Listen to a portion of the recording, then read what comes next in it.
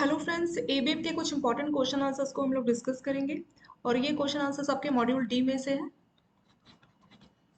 और जितने भी क्वेश्चन आंसर्स आपको टू हैंड्स की ऐप में सारे क्वेश्चन आंसर्स पीडीएफ के फॉर्मेट में मिल जाएंगे। मैंने सिर्फ कुछ ही क्वेश्चंस लिए हैं, बट वहाँ पे पीडीएफ में आपको कई सारे क्वेश्चंस मिल जाएंगे। आई थिंक वो 350 टू 400 के बीच में आपको टोटल एबीएम के जो है क्वेश्चन आंसर्स पीडीएफ फॉर्मेट में मिल जाएंगे। आप लोग टू हैंड्स की ऐप से उन क्वेश्चंस को अवेल कर सकते हैं।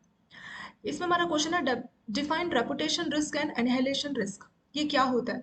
रेपुटेशन रिस्क का क्या मतलब है कि अगर किसी बैंक की, अगर हम बैंक की टर्म में बात करें, तो किसी बैंक की अगर रेपुटेशन खराब हो जाए तो बैंक की रेपुटेशन खराब होने से क्या होगा? जैसे न्यूज़पेपर में मान लीजिए कोई बैंकों का रेपुटेशन कैसे खराब होगा, जैसे किसी कस्टमर ने सोशल मीडिया साइट पे कुछ डाल दिया कि इस बैंक से मेरे को अच्छी सर्विस नहीं मिली, ठीक है, ये एक रीजन है। और क्या हो सकता है कि बैंकों ने मान लीजिए कोई आरबीआई के कंप्लाइंसेस है, आरबीआई ने बोला है कि केवाईसी ये सब अपडेट करना, और बैंकों ने नहीं किया किसी कस्टमर्स का, ठीक है, तो उसके वजह से आरबीआई ने कुछ बैंकों पे पेनल्टी लगा दिया, तो न्यूज़पेपर में रहेगा कि इस बैंक को 2 करोड़ का पेनल्टी, जिस एग्जांपल के लिए 2 करोड़ मानते हैं कि 2 करोड़ का पेनल्टी लगाया है आरबीआई ने, क्योंकि उन्होंने आरबीआई के इस कंप्लायंस को पूरा नहीं किया था। तो इससे क्या, उस बैंक का जो इमेज है वो खराब हो जाएगा, ठीक है। उसी को बोलते हैं रेपुटेशन रिस्क। बट इमेज खराब होने से क्या होगा? कोई लॉस होगा? हाँ। कोई भी कंपनी है, बैंक भी एक ऑर्गेनाइजेशन है, तो जिस कंपनी की इमेज खराब होनी शुरू हो जाएगी तो उसके प्रोडक्ट जो है बिकने कम हो जाएंगे। वैसे ही बैंकों के साथ होगा, जिन भी कस्टमर्स ने वहां पे अपना डिपॉजिट, एफडी वो सब कराया होगा, तो उनको लगेगा कि इस बैंक पे पेनल्टी लगती है, ये इस बैंक का रेपुटेशन मार्केट में अच्छा नहीं है, तो मैं क्यों अपना अकाउंट इसके साथ कंटिन्यू करूं। तो बहुत चांसेस है कि कई सारे अकाउंट्स के कस्टमर जो है अपना एफडी क्लोज करके उस बैंक से अपना अकाउंट जो है वो भी क्लोज करके जाना चाहेंगे। तो बैंकों को लिक्विडिटी का इशू होगा। इतने सारे कस्टमर एक बार में आके बोलेंगे कि हम अपनी एफडी क्लोज कर रहे हैं, हमारा पैसा हमें वापस करो, तो बैंकों के पास इतना सारा पैसा एक बार में नहीं होगा। जैसा कि आप लोग भी जानते हैं कि जो भी जनता का पैसा है, बैंक उसको लोन के तौर पे अलग अलग जगह पे इन्वेस्ट करती है, ठीक है। तो एट ए टाइम अगर एक ही बार में सारे कस्टमर आके बोलेंगे कि पैसा चाहिए, तो बहुत डिफिकल्ट हो जाएगा, बैंकों के पास सफिशिएंट लिक्विडिटी नहीं होगी, ठीक है। तो ये सारे इश्यूज बैंकों को फेस करने पड़ सकते हैं रेपुटेशन रिस्क की वजह से। It is a risk that give negative publicity regarding bank. तो बैंकों का जो बिजनेस प्रैक्टिसेस है, मतलब वो जो एक्टिविटी कर रहा है, बैंकों की कंडीशन जो है, साउंडनेस ऑफ ऑपरेशन, मतलब जो चीजें वहां की जा रही है वो कितनी सही तरह से हो रही है, तो ये सभी चीजों के बारे में जो है नेगेटिव पब्लिसिटी आनी शुरू हो जाती है, विच में led to lack of confidence with the bank. तो जो जनता है उनको भरोसा नहीं उस बैंक पे, और resulting in loss of business. तो इससे क्या है, बैंकों का बिजनेस लॉस हो जाता है, जो रेवेन्यू, जो वो प्रॉफिट अर्न कर रहे हैं वो भी कम हो जाता है, और इससे बैंकों को कई सारे जो है इश्यूज फेस करने पड़ते हैं। Compliance is failure. Compliance is failure मतलब जैसे हमारे आरबीआई ने बोला कि 4% सीआरआर रखना, मान लीजिए 20% एसएलआर, और बैंक ने मान लीजिए नहीं रखा, या कोई और कंप्लायंस हमारे रेगुलेटर ने हमें बोला था करने को, और बैंकों ने अगर वो नहीं किया, तो भी बैंकों का जो है रेपुटेशन खराब हो जाएगा, ठीक है। जो मार्केट वैल्यू है वो भी कम हो जाएगी, और उससे बैंकों को लिक्विडिटी रिस्क होगा। लिक्विडिटी रिस्क मतलब पैसा कस्टमर मांगेगा, बट बैंकों के पास पैसा देने के लिए नहीं होगा। क्यों? क्योंकि उस पैसे को बैंकों ने अलग अलग जगह पे जो है इन्वेस्ट करके रखा है। तो ये सारे इश्यूज बैंकों को फेस करने पड़ते हैं रेपुटेशन रिस्क की वजह से, ठीक है। तो यही होता है हमारा रेपुटेशन रिस्क। एक और आपका रिस्क है एनिहिलेशन रिस्क। ये क्या होता है? Arising from possibility of regulatory. बैंकों का रेगुलेटर कौन है? आरबीआई, ठीक है। तो आरबीआई ने कई बार किसी बैंक के लिए इतने स्ट्रिक्ट एक्शन लिए कि उनको अपना बिजनेस ही क्लोज करना पड़ा। जैसे आपने देखा था ना कि कई सारे जो बैंक है उनको जो है आरबीआई ने क्लोज करने का इंस्ट्रक्शंस दिया। तो कुछ ना कुछ उसका जो है रेगुलेटर की कोई बात होगी, उसका कोई कंप्लाइंस है जो उसने पूरा नहीं किया होगा, ठीक है। या और भी कोई रीजन हो सकता है जिसकी वजह से जो रेगुलेटर का जो एक्शन था वो कितना, मतलब ये सबसे ज्यादा स्ट्रिक्ट एक्शन बोल सकते हैं, क्योंकि बैंकों को अपनी बिजनेस ही क्लोज करनी पड़ गई। उसी को बोलते हैं एनिहिलेशन। मतलब ये लास्ट ऑप्शन है, अगर ये वाला रिस्क आ गया तो बैंकों को अपना बिजनेस ही, अपनी एक्टिविटी जो है पूरी की पूरी शट डाउन करके जानी पड़ेगी। तो वो होता है हमारा एनिहिलेशन रिस्क। नेक्स्ट आता है आपका रेगुलेटरी रिस्क। रेगुलेटरी रिस्क क्या होता है? रेगुलेटर कौन है बैंकों का? बैंकों का रेगुलेटर होता है आरबीआई, ठीक है। तो आरबीआई की वजह से अगर कोई रिस्क है तो उसको हम बोलेंगे regulatory risk. It refers to the potential consequences to the general public and bank on account of non compliance with the regulations. तो जो हमारा रेगुलेटर है आरबीआई, उसने बैंकों को कुछ इंस्ट्रक्शंस दी कि ये करना है, केवाईसी अपडेट करना है, ठीक है, या फिर कुछ सीआरआर, एसएलआर, ये सब चीजों की जो है बैंकों को इंस्ट्रक्शंस दी थी हमारे रेगुलेटर ने, और बैंकों ने क्या किया, उसको पूरा नहीं किया। इसकी वजह से अभी रेगुलेटर क्या करेगा, पेनल्टी लगाएगा, फाइन लगाएगा, ठीक है। सिर्फ वो पेनल्टी और फाइन का अमाउंट नहीं है, एक तो फाइनेंशियल लॉस होगा। मान लीजिए 2 करोड़ की पेनल्टी लग गई किसी बैंक पे, तो 2 करोड़ का फाइनेंशियल लॉस है, फिर उसका इमेज भी खराब हो जाएगा, रेपुटेशन रिस्क, उसकी वजह से उसको लिक्विडिटी रिस्क हो जाएगा। तो एक रिस्क की वजह से कई सारे रिस्क बैंकों को फेस करने पड़ सकते हैं। तो रेगुलेटर रिस्क एक ऐसा रिस्क है जिसकी वजह से अगर ये रिस्क हो जाता है, ये रिस्क क्या है कि जो हमारा रेगुलेटर है उसने हम पे कोई पेनल्टी लगा दी, उसको बोला जाएगा रेगुलेटरी रिस्क, ठीक है। तो पर इसके रिस्क के जो साइड इफेक्ट्स है क्या, एक तो ये रिस्क है, इसकी वजह से पेनल्टी लगेगा, प्लस पेनल्टी के साथ और भी कई सारे रिस्क बैंकों को फेस करने पड़ेंगे, जैसे रेपुटेशन रिस्क, लिक्विडिटी रिस्क। ठीक है, तो ये सारा ही आपका रेगुलेटरी रिस्क में आ जाएगा। तो उसकी वजह से क्या बैंकों को एक फाइनेंशियल हार्म होगा, और लीगल रेपुटेशन जो है वो रिस्क भी फेस करना पड़ेगा, और burden of corrective action include. अब कई बार क्या होता है कि करेक्टिव एक्शन मतलब आरबीआई देखता है कि बैंकों ने ये नहीं किया तो उसको कुछ करेक्टिव एक्शन के लिए बोलता है, तो बैंकों के ऊपर एक बर्डन आ जाएगा कि उस करेक्टिव एक्शन को पूरा करना है। ठीक है, कई सारी फाइनेंशियल लायबिलिटी उसके ऊपर अराइज हो सकती है। तो यही सारा हमारा रेगुलेटरी रिस्क हो जाएगा कि हमारा जो रेगुलेटर है उसने हमें किस टाइप की पेनल्टी, किस टाइप का फाइन हम पे लगा दिया, उसकी वजह से हमें रेपुटेशन रिस्क हो गया या लिक्विडिटी रिस्क हो गया, तो वो सब हमारा रेगुलेटरी रिस्क इसमें हो जाएगा। नेक्स्ट है आपका ऑपरेशन रिस्क क्या होता है और लीगल रिस्क क्या होता है। ऑपरेशनल रिस्क का मतलब the risk of loss from failed, तो हमारे जो इंटरनल प्रोसेस जो सिस्टम है उसके फेलियर की वजह से ऑपरेशन रिस्क होता है। लीगल रिस्क मतलब हमारे को कोई लीगली तौर पे कुछ हमें इशू फेस करना पड़ गया। मान लीजिए बैंकों का कहीं पे कोई केस चल रहा था, ठीक है, किसी कस्टमर ने मान लीजिए बैंक के खिलाफ कोई केस कर दिया और कस्टमर जीत गया, ठीक है, बैंकों को लॉस हो गया, तो वो भी लीगल रिस्क है। या बैंकों के खिलाफ किसी दूसरी ऑर्गेनाइजेशन ने कोई कंप्लेन कर दी, ठीक है, किसी थर्ड पार्टी ने कोई कंप्लेन कर दी, तो वो सारा ही जो है लीगल रिस्क में हो जाएगा। मतलब कोर्ट में कोई भी जो है बैंकों को रिस्क हो सकता है किसी भी तरह से किसी कस्टमर ने कोई केस कर दिया, ठीक है, तो लीगली तौर पे मतलब possibility that lawsuit adverse judgment और contract that turns to be unenforceable can disturb, मतलब ऐसा कोई कॉन्ट्रैक्ट जो कि फोर्सेबल नहीं था। या कई सारे आपने देखे ना बैंकों के हाउसिंग लोन है और फिर कई बार वो केस कोर्ट में चला जाता है, फिर बाद में पता लगा कोर्ट में कि जो बैंकों ने डॉक्यूमेंट्स लिए वो सफिशिएंट नहीं है, तो उसकी वजह से जो कोर्ट केस है वो कस्टमर के फेवर में चला गया क्योंकि प्रॉपर एविडेंस बैंक के पास नहीं है। ठीक है, तो वो सब भी हमारा लीगल रिस्क में हो जाएगा। इस रिस्क की वजह से भी कई सारे बैंकों को फाइनेंशियल लॉस जो है फेस करना पड़ता है। जैसे मान लीजिए कोई हाउसिंग लोन था, उसका कुछ भी आउटस्टैंडिंग हो सकता है, मान लीजिए 20 लाख 50 लाख, पर क्योंकि कोर्ट में बैंक की बात प्रूफ नहीं कर पाया, सफिशिएंट डॉक्यूमेंट्स नहीं दिखा पाया कि एक कॉन्ट्रैक्ट है मेरे और उस कस्टमर के बीच में, ठीक है, तो कॉन्ट्रैक्ट अनइन्फोर्सेबल है, मतलब उसको फोर्स नहीं किया जा सकता क्योंकि प्रॉपर आपने डॉक्यूमेंट्स नहीं लिए। इसकी वजह से बैंक के खिलाफ जो है वो केस चला जाएगा और कस्टमर जीत जाएगा, तो बैंक अब कोर्ट की हेल्प से भी जो है अपने पैसे को रिकवर नहीं कर पा रहा, तो ये सारे उसके लीगल रिस्क में हो जाएंगे। ठीक है, तो मतलब लीगली तौर पे बैंकों को फाइनेंशियल रिस्क फेस करना पड़ेगा, फाइनेंशियल लॉस फेस करना पड़ेगा, वो होगा हमारा लीगल रिस्क। ऑपरेशन मतलब सिस्टम का कोई गलती, सिस्टम में कुछ मिस्टेक कर दिया या स्टाफ ने कोई फ्रॉड कर दिया या स्टाफ ने कोई गलती कर दी, उसकी वजह से जो बैंकों को रिस्क फेस करने पड़ते हैं, तो वो सब हमारा ऑपरेशन रिस्क में आ जाएगा। जैसे मान लीजिए कोई स्टाफ ने आरटीजीएस करना था 10 लाख का, गलती से उन्होंने एक जीरो एक्स्ट्रा लगा दी, ज्यादा अमाउंट गलती से चला गया, अभी कस्टमर ने कोई क्लेम कर दिया, ठीक है, ऐसे कई सारे छोटे छोटे इश्यूज हो जाते हैं, वो सारा हमारा ऑपरेशन रिस्क में आ जाएगा। नेक्स्ट है बिजनेस रिस्क। बिजनेस रिस्क क्या है?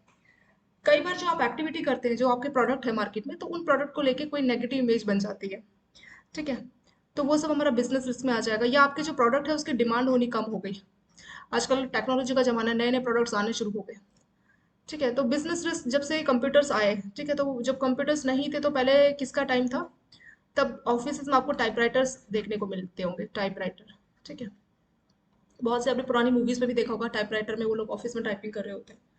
तो जो कंप्यूटर है, कंप्यूटर के आने से जो टाइपराइटर, ये एक प्रोडक्ट है, ठीक है, तो टाइपराइटर की डिमांड होनी कम हो गई, क्यों?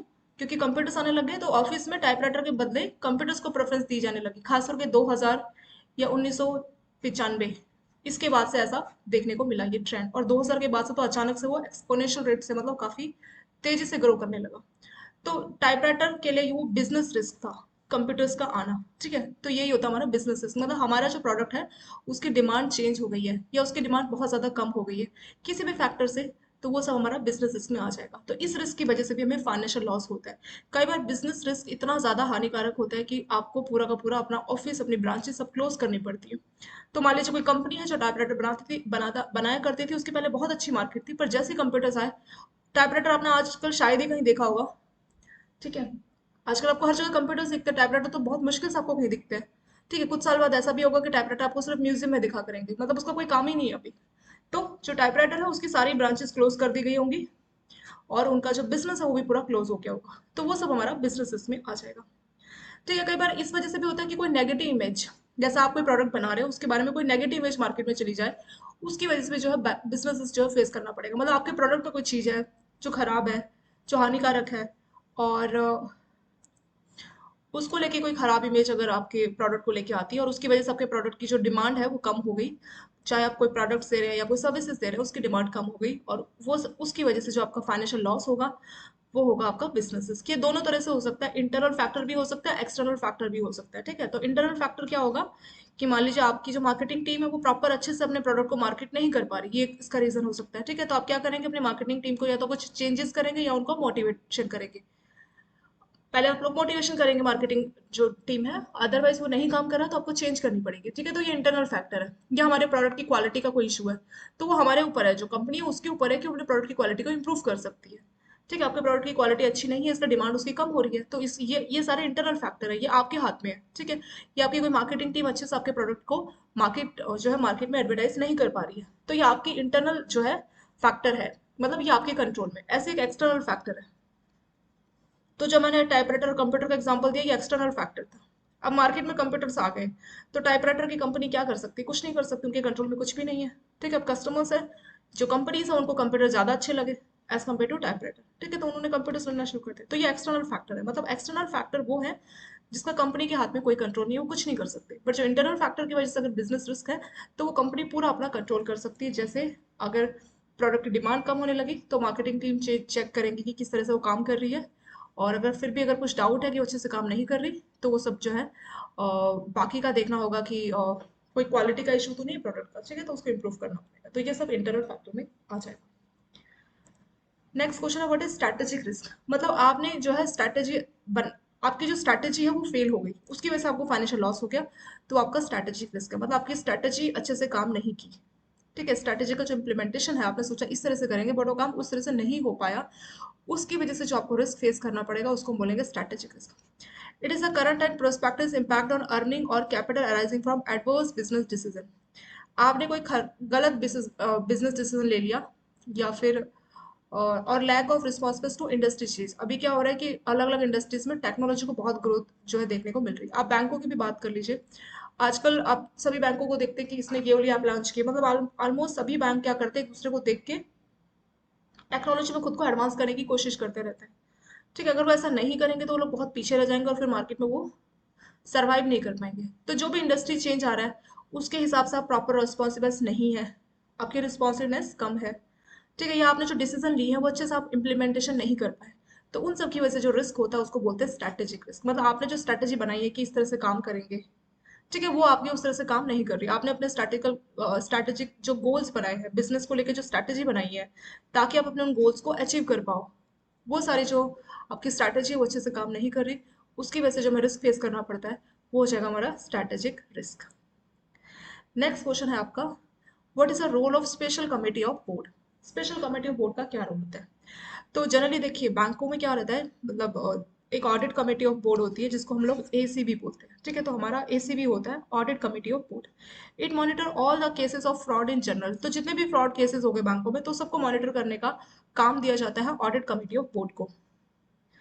Further RBI advise bank to construct, लेकिन फिर भी एक तो ऑलरेडी आपके पास है एसीबी यानी ऑडिट कमेटी ऑफ बोर्ड, ये सारे के सारे फ्रॉड केसेस को देखता है, बट इसके अलावा आरबीआई ने बोला है, बैंकों को एडवाइस किया है कि एक आपको अलग से स्पेशल कमेटी ऑफ बोर्ड बनानी है। ठीक है, तो ऑडिट कमेटी ऑफ बोर्ड है उनको रहने दीजिए, उनको अपना काम करने दीजिए। जो ज्यादा हाई अमाउंट का अगर फ्रॉड है तो स्पेशल कमेटी ऑफ बोर्ड बनाई गई है कि एक लिमिट क्रॉस कर गया। ठीक है, वो लिमिट क्या है वो भी हमें देखना पड़ेगा। वो फ्रॉड का अमाउंट है 10 मिलियन एंड अबव। 1 मिलियन में होता है 10 लाख। ठीक है, 1 मिलियन में कितना होगा 10 लाख, तो 10 मिलियन में कितना हो गया, 10 × 10 100 लाख, यानी 1 करोड़। तो आप इसको अगर सिंपल भाषा में बोलना चाहे तो 1 करोड़ या उससे ऊपर अमाउंट के जो फ्रॉड होंगे तो वो मॉनिटर करने का काम एसीबी के पास होगा, सॉरी वो मॉनिटर करने का काम स्पेशल कमेटी ऑफ बोर्ड के पास होगा। ठीक है, जितने भी बाकी के फ्रॉड है छोटे अमाउंट वो सब वो तो एसीबी देखेगा ही, ऑडिट कमेटी ऑफ बोर्ड, लेकिन 10 मिलियन या उससे ज्यादा अमाउंट के जो भी फ्रॉड होंगे तो उनके लिए ये स्पेशल कमेटी ऑफ बोर्ड बनाई गई है। इसमें कौन कौन होगा इस बोर्ड कमेटी में। The special committee is constitute with 5 members. तो इसमें 5 आपके बोर्ड ऑफ डायरेक्टर्स जो है वो इसके मेंबर्स होंगे, उसमें आपके एमडी और सीईओ भी होंगे। और and in case of SBI private sector bank, जो भी पब्लिक सेक्टर बैंक है और जो एसबीआई है तो उन सब में एमडी और सीईओ उसके मतलब मेंबर रहेंगे। जो भी प्राइवेट सेक्टर बैंक है उसमें 2 मेंबर्स फ्रॉम एसीबी मतलब जो प्राइवेट सेक्टर बैंक है उसमें क्या होगा, स्पेशल कमेटी के लिए 2 मेंबर एसीबी यानी ऑडिट कमेटी बोर्ड से लिया जाएगा, 2 अदर मेंबर फ्रॉम बोर्ड। तो उनका जो बोर्ड होगा उनसे 2 मेंबर लिए जाएंगे एक्सक्लूडिंग आरबीआई नॉमिनी, तो आरबीआई का नॉमिनी अलाउ नहीं है। ठीक है, यही सब इसमें बोला गया। तो इनकी मीटिंग कब होगी, जब भी कोई फ्रॉड हो जाएगा 10 बिलियन या उससे ज़्यादा, तो सारा कंट्रोल इनके ऊपर आ जाएगा। ये इनका काम क्या है, इनको चेक करना है कि कोई सिस्टम में कोई कमी तो नहीं रहेगी जिसकी वजह से फ्रॉड हुआ है। ठीक है, इनको रीज़न जानना है कि अगर कोई डिटेक्शन मतलब फ्रॉड को टाइमली डिटेक्ट क्यों नहीं कर पाई, इतना देरी से कैसे पता लगा, तो उसका रीज़न भी जो है फाइंड आउट करने की कोशिश की जाएगी। और monitor progress of CBI police, तो अगर पुलिस या सीबीआई की इन्वेस्टिगेशन चल रही है तो उन सबको चेक करना कि किस तरह से वो काम कर रही है, सीबीआई इन्वेस्टिगेशन कहाँ तक पहुंची है। तो ये सारा ही काम रहेगा हमारा स्पेशल कमेटी ऑफ कोर्ट का। ठीक है, तो ये सब चीज़ें ये देखेंगे। नेक्स्ट क्वेश्चन आपका, what is central fraud registry. Central fraud registry क्या होता है। अगर आपने कोई हाई अमाउंट का लोन दिया है, अगर आपने किसी एसएमई ब्रांच में काम किया है, तो आप देखते हैं कि जैसे आप लोन का प्रपोजल रेडी करते हैं, ठीक है, तो लोन का प्रपोजल रेडी करने से पहले क्या होता है, आपके पास ये सीएफआईआर की एक साइट होती है, ये आरबीआई के द्वारा मतलब बनाई गई है। तो सीएफआर का फुल फॉर्म होता है सेंट्रल फ्रॉड रजिस्ट्री। तो आप लोग सेंट्रल फ्रॉड रजिस्ट्री में भी चेक करते हैं कि कहीं हमारे कस्टमर जिसको हम लोग लोन देने जा रहे हैं, कहीं वो सेंट्रल फ्रॉड रजिस्ट्री में उसका नाम है कि नहीं है। ठीक है, तो जितने भी कस्टमर जिन्होंने फ्रॉड किया है तो उनका नाम यहाँ पे रहता है। तो ये स्पेशली उनको पकड़ने के लिए है जो कि फ्रॉडस्टर है। जैसे सिबिल होता है ना, सिबिल क्रिफ, ये जो क्रेडिट इन्फॉर्मेशन जो रिपोर्ट लेते हैं, सिबिल क्रिफ या कुछ और हम कंपनी का ले रहे हैं, तो उसका पर्पस क्या है कि उसने कहीं और डिफॉल्ट तो नहीं किया, किसी और जगह डिफॉल्ट करके किसी दूसरे बैंक से लोन लेगा तो पता लग जाएगा सीआईसी रिपोर्ट देख के। लेकिन अगर हम बात करें सीएफआर रिपोर्ट यानी सेंट्रल फ्रॉड रजिस्ट्री, तो इसमें देखा जाएगा कि कस्टमर ने कोई फ्रॉड तो नहीं किया। बहुत से फ्रॉड कस्टमर होते हैं जो अपने फेक डॉक्यूमेंट्स लेके आते हैं। आपने कई सारे कस्टमर देखे होंगे, उसने बोला मेरी कंपनी है, मेरा इतना टर्नओवर है, पर बाद में पता लगता है वो सब फेक है, यानी वो फ्रॉड है। ठीक है, तो फ्रॉड चीजें जो है इन्फॉर्म की जाती है, और सेंट्रल फ्रॉड रजिस्ट्री में वो सारा डेटा जो है सेव किया जाता है। तो जो भी बैंक किसी नए कस्टमर को लोन देने जा रहा है, किसी पुराने कस्टमर को लोन का लिमिट बढ़ाने जा रहा है, तो सीएफआर यानी central fraud registry generally high amount के लिए चेक किया जाता है। ठीक है, जो हाई अमाउंट है, एक लिमिट रहती है बैंकों की, बैंक टू बैंक वेरी कर सकता है।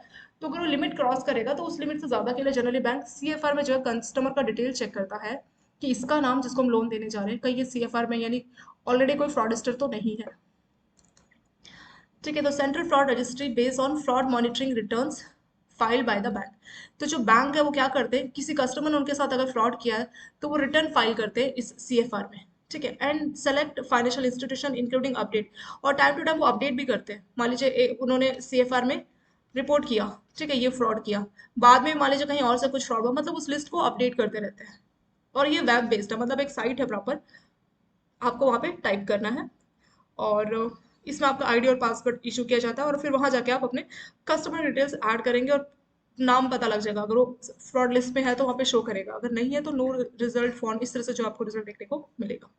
ठीक है, इस तरीके से काम करता है। तो इसका पर्पस क्या है, इसका सिंपल सा एक ही पर्पस है कि जिन कस्टमर ने किसी एक बैंक से फ्रॉड किया है या एक बैंक के एक ब्रांच से फ्रॉड किया है, तो कहीं और जाके दोबारा फ्रॉड ना कर पाए। ठीक है, तो वही पर्पस के लिए ये सीएफआर जो है सेंट्रल फ्रॉड रजिस्ट्री बनाई गई है, और ये वेब बेस्ड है, मतलब इसका प्रॉपर एड्रेस है। ठीक है, उस एड्रेस पे आपको टाइप करना है, आईडी पासवर्ड आपको एंटर करना है, और उसके बाद फिर आप अपने कस्टमर के जो भी डिटेल्स एंटर कीजिए। जैसे सिविल रिपोर्ट हम लोग जनरेट करते हैं ना, बिल्कुल उसी तरीके से काम करता है, और पर्पस भी ऑलमोस्ट सेम है। ये फ्रॉड को जो है डिटेक्ट करने के काम आता है। और बैंकों के लिए अच्छा है कि कोई फ्रॉड रिस्क ना हो, तो उसके लिए ही बैंक लोग जो बैंक है वो सीएफआर में लॉग इन करके चेक करते हैं जब भी कोई नया हाई अमाउंट का लोन देना होता है तब।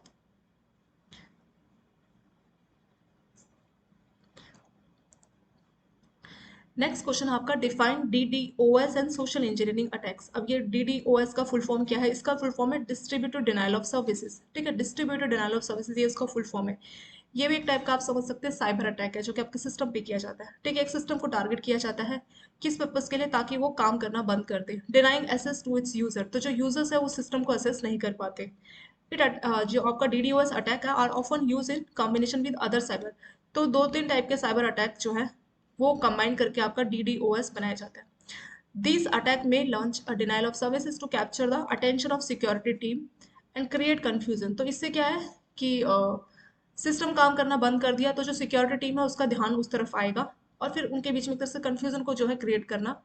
while they carry out more subtle attack aimed at stealing data, और जब आपका ध्यान इस तरफ है कि सिस्टम में क्या हुआ, किस तरह से हुआ, कंफ्यूजन जब आपने क्रिएट किया, तो उस टाइम तक जो हमारे अटैकर्स होते हैं वो आपका जो मेन डेटा है उसको चोरी कर लेते हैं। ठीक है, या और भी किसी टाइप का जो है डैमेज आपको पहुंचाते हैं, तो वही आपका डिस्ट्रीब्यूटेड डिनायल ऑफ सर्विस है।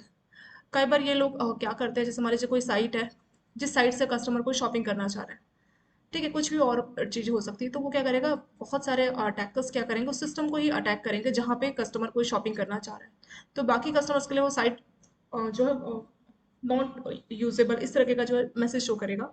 उस टाइम तक जो अटैकर्स हैं वो क्या करेंगे, उस सिस्टम से जो है मेमोरी डेटा को चोरी कर लेंगे। तो इस तरह से जो आपका डिस्ट्रीब्यूटेड डिनायल ऑफ सर्विसेज का जो साइबर अटैक है, इस तरीके से काम करता है, और इसमें एक से ज़्यादा जो है साइबर अटैक हो सकते हैं। एक आपका आता है सोशल इंजीनियरिंग अटैक। ये किस टाइप का अटैक होता है? Social engineering attack work by psychologically manipulating user into performing action desire to an attack. तो मतलब इस तरीके से बात की जाती है, इनका बात करने का तरीका ऐसा होता है, मतलब उनके माइंड के साथ खेला जाता है। ठीक है, जैसे आपको दिखाया जाएगा, जैसे कई बार आपने ये देखा होगा ना कि कई बार ऐसी वीडियो से वायरल होती है जिसमें एटीएम में कोई पर्सन है, मान लीजिए ओल्ड पर्सन, उसको ज़्यादा मालूम नहीं कि एटीएम को कैसे इस्तेमाल करना है। ठीक है, कोई दूसरा पर्सन आ रहा है और वो उसको दिखा रहा है कि मैं तुम्हारे को मदद कराऊंगा, तुम्हें एटीएम से पैसा निकालना नहीं आ रहा तो मैं तुम्हारी हेल्प करूंगा, और कुछ टाइम बाद वो उसका पिन लेके उसका एटीएम है जो है चेंज कर देता है। मतलब इसमें आपके दिमाग के साथ खेलने की कोशिश की जाएगी। ठीक है, तो मेन चीज वही है कि दिखाया जाएगा कि आपके लिए वो आपकी हेल्प के लिए है, बट वो आपका भरोसा जीत के फिर आपसे जो है डेटा को आपसे चोरी कर लेते हैं। तो वही होता है हमारा सोशल इंजीनियरिंग अटैक। इसमें वो या तो आपको फ़ोन कॉल के थ्रू, ईमेल के थ्रू जो है आपको आपके माइंड को मैनिपुलेट करके आपसे जो है डेटा आपसे ले सकते हैं, या फिर वो आपको, जैसे फिशिंग होता है ना, वो भी एक टाइप का आपका सोशल इंजीनियरिंग अटैक के तौर पे काम करता है। फिशिंग या स्पेयर फिशिंग, इसके ऊपर भी आपके क्वेश्चन है कि फिशिंग क्या होता है, स्पेयर फिशिंग क्या होता है, वो भी एक टाइप का सोशल इंजीनियरिंग अटैक है। मतलब इसमें मेन जो हमारा अटैकर्स है, जो हमारा हैकर है, उसके दिमाग में क्या रहता है कि जो सामने वाला बंदा है उसके माइंड के साथ खेलना और उसका भरोसा जीत के उससे सारी इन्फॉर्मेशन को चोरी करना, यही उसका मेन काम है। जो सेंसिटिव इन्फॉर्मेशन है उसको चोरी करना, साइकोलॉजी मतलब उसके माइंड के साथ जो है इसमें खेला जाता है। और इसमें लिखा भी, this include phishing, spear phishing, homograph attack. अभी फिशिंग क्या होता है, जनरली फोन कॉल के थ्रू जो है आपको, फोन कॉल के थ्रू जो है आपसे डेटा मांगा जाएगा। ठीक है, दिखाया जाएगा कि हम इस कंपनी की, हम इस बैंक से बात कर रहे हैं, स्पेशली एसबीआई बैंक का नाम लिया जाता है कि हम एसबीआई से बात कर रहे हैं, आपका ये प्रॉब्लम है, हम आपकी मदद के लिए, तो इस तरह से मतलब भरोसा जीतने की कोशिश की जाती है। ऐसे स्पेयर फिशिंग मतलब स्पेसिफिक, किसी स्पेसिफिक ऑर्गेनाइजेशन को अगर टारगेट करना है तो वो स्पेयर फिशिंग हो जाएगा। फिशिंग मतलब कोई भी हो सकता है, स्पेयर मतलब कोई स्पेसिफिक पहले से चुना है, जिस कंपनी में नजर रखी कि इसी कंपनी का डेटा चोरी करना है।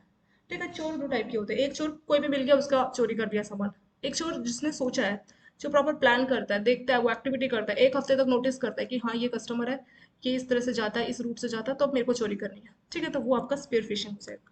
और जो नॉर्मल चोर जो किसी की भी कभी भी सामान को चोरी करेगा, जिसने कोई प्लान नहीं बनाया, वो फिशिंग हो गया। तो फिशिंग मतलब मैंने सिर्फ ये डिफरेंस बताया फिशिंग और स्पेयर फिशिंग में क्या है। इसमें एक्चुअली चोरी का काम नहीं, इसमें अटैक किया जा रहा है, साइबर अटैक किया जा रहा है। ठीक है, और साइबर अटैक किस तरीके से हो रहा है, फिशिंग वाले में फोन कॉल होगी और कोई भी रैंडमली नंबर पे आप कॉल करोगे, बट स्पेयर फिशिंग में पहले से आपने उसका सारा डेटा इकट्ठा कर रखा और उसके बाद फिर आप उसको कॉल करके जो है बाकी की डिटेल्स उसको शेयर करने के लिए आप उनको बोलोगे। नेक्स्ट क्वेश्चन है हमारा, define early warning signal. Early warning signal किस तरीके से काम करता है? ठीक है, तो अर्ली वार्निंग सिग्नल का क्या मतलब है, पहले वो समझते हैं। Early warning signal which should alert the bank, तो जो बैंक के ऑफिशियल है उनको अलर्ट प्रोवाइड करता है। ठीक है, वो अलर्ट हो जाते हैं about some wrong doing in the loan accounts. कोई लोन लेने आया कस्टमर, कुछ उसमें गलत हो सकता है, ठीक है, कोई फ्रॉड इस तरह की कोई एक्टिविटी हो सकती है, तो उस सब से बचने के लिए अर्ली वार्निंग सिग्नल जरूरी है। अर्ली वार्निंग मतलब जैसे कहते हैं ना, ऐसा मत बोलना पहले वार्निंग नहीं दिया, मतलब इसमें वार्निंग दी जा रही है कि कोई लोन है बाद में वो फ्रॉड हो सकता है, तो वो सब जानने के लिए जो है आपको अर्ली वार्निंग सिग्नल को इस्तेमाल करना होता है। इसमें क्या क्या होता है, default in undisputed payment to the statutory bodies और डिक्लेयर। मान लीजिए कोई उसने रिपोर्ट दी और उसमें उसको अपनी कोई स्टेचुरी बॉडीज है, जैसे मान लीजिए इनकम टैक्स अथॉरिटी है कहीं और, उसको जो है पेमेंट करनी थी बट उसने उसमें डिफॉल्ट किया, तो उसने जब इनकम टैक्स से कहीं और का डिफॉल्ट किया तो बहुत चांस है कि लोन का भी वो डिफॉल्ट करेगा। ठीक है, बाद में फ्रॉड भी हो सकता है, तो ये एक तरीका है देखने का। Bouncing of high value cheques, तो हाई वैल्यू के चेक्स वो दे रहा है लेकिन बार बार वो बाउंस हो रहे हैं, तो बाउंस होने का यही मतलब है कि उसके अकाउंट पे प्रॉपर बैलेंस नहीं है। ठीक है, बैलेंस नहीं है और वो लोन लेगा तो उसका चांस कम है कि वो रिपे कर पाएगा, क्योंकि उसके पास सफिशिएंट पैसा नहीं है उसको रिपे करने को। और जो हर महीने वो ईएमआई पे करता है तो वो भी एक टाइप का क्या है, एक टाइप का चेक्स ही है देखा जाए, कि मतलब पेमेंट आपके अकाउंट में रहनी चाहिए। जब अभी तो चलो ईसीएस एसआई ये सारे सिस्टम आ गए, जब ये नहीं था पहले पेमेंट जो आती थी वो चेक्स के थ्रू आती थी। तो एक तरह से अगर चेक्स उसके बाउंस हो रहे हैं बहुत फ्रिक्वेंटली, तो बहुत चांस है कि आप उसको लोन तो दे देंगे, उसके बाद जो लोन का पेमेंट है, भले ही आजकल ईसीएस एसआई के थ्रू पेमेंट होता है, बट इसको आप इक्वलेंट कंसिडर कीजिए कि चेक के बराबर ही है। उसमें भी पेमेंट आनी है चेक में और ईसीएस में भी आनी है, पर क्योंकि वो अपने चेक्स को ही बार बार बाउंस कर रहा है, उसकी पेमेंट नहीं कर रहा, तो वैसे ही आपका जो ईसीआई है, ईसीएस है या एसआई बार बार फेलियर करेगा। ठीक है, तो ये एक हमें अर्ली वार्निंग के तौर पे पता लग जाता है कि हाँ, ये कस्टमर को अगर हमने लोन दिया तो ये हमारे को डिफॉल्ट करेगा। Frequent change in scope of project to be undertaking, तो जो भी वो एक्टिविटी कर रहा है बार बार उसमें बहुत चेंजेस कर रहा है, या कोई भी उसने फॉरेन बिल अगर लिया हुआ है तो वो आउटस्टैंडिंग है और वो ओवर ड्यू है, उसको वो पे नहीं कर रहा और अच्छा खासा टाइम उसमें हो गया है, तो लॉन्ग टर्म तक वो उसमें आउटस्टैंडिंग रख रहा है फॉरेन बिल को, और वो ओवर ड्यू हो गया उसके बावजूद भी पेमेंट नहीं कर रहा। तो ये सारे कुछ अर्ली वार्निंग सिग्नल्स हैं लोन के लिए। किसके लिए? लोन के लिए, ताकि फ्यूचर में कोई लोन अगर आप दे रहे हैं और इन अर्ली वार्निंग सिग्नल से आप समझ सकते हैं कि उसको लोन नहीं देना, अदरवाइज वो जो है फ्रॉड होगा और फ्यूचर में आपको लोन की पेमेंट नहीं मिलने वाली। ठीक है, तो यही है अर्ली वार्निंग सिग्नल। और इसमें क्या क्या होता है, कोई हाई वैल्यू का जो अमाउंट का जो चेक है वो बार बार डिफॉल्ट सॉरी बाउंस हो रहा है, या कोई भी जो अनडिस्प्यूट जो पेमेंट है स्टेचुटरी बॉडीज को जो देनी है तो उसमें डिफॉल्ट किया जा रहा है, और बार बार वो अपनी एक्टिविटी को चेंज कर रहा है, और लॉन्ग टर्म के लिए उसने कोई अगर फॉरेन बिल लिया हुआ है तो लॉन्ग टर्म तक जो है अन ओवर ड्यू है, मतलब उसका पेमेंट वो नहीं कर रहा, तो ये सारे उसके अर्ली वाले सिग्नल में आ जाएंगे। नेक्स्ट क्वेश्चन है what is dual heading. Dual heading का मतलब क्या है कि एक आदमी को आप दो तरीके के काम दे रहे हो और इस तरह से दे रहे हो कि एक काम की वजह से उसका दूसरे काम पे इम्पैक्ट होगा। ठीक है, जैसे मान लीजिए स्कूल में एक मैथ्स का टीचर है, एक इंग्लिश का टीचर है, और प्रिंसिपल ने बोला कि सभी का रिजल्ट अच्छा आना चाहिए, पर क्योंकि आपने मैथ्स के टीचर को इंग्लिश पढ़ाने को बोला है तो उसका जो अपना काम है मैथ्स का काम वो अच्छे से नहीं कर पा रहा क्योंकि उसको इंग्लिश पढ़ानी है।